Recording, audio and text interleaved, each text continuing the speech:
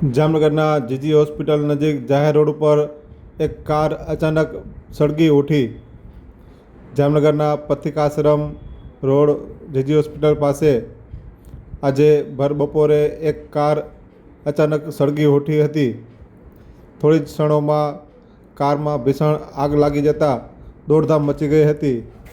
જો કે કારમાં આગ લાગતા કારમાં સવાર ઉતરી ગયા હતા અને સદનસીબે મોટી દુર્ઘટના ટળી હતી। ત્યારે સ્થાનિકોએ પાણીનો મારો ચલાવી અને આગને કાબૂમાં લીધી હતી।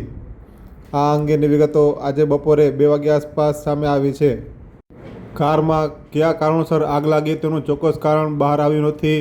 ત્યારે કારમાં મોટું નુકસાન પહોંચવા પામ્યું હતું।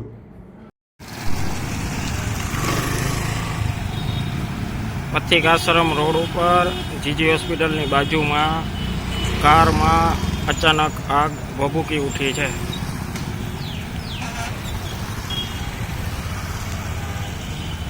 અલ્ટો ગાડી છે।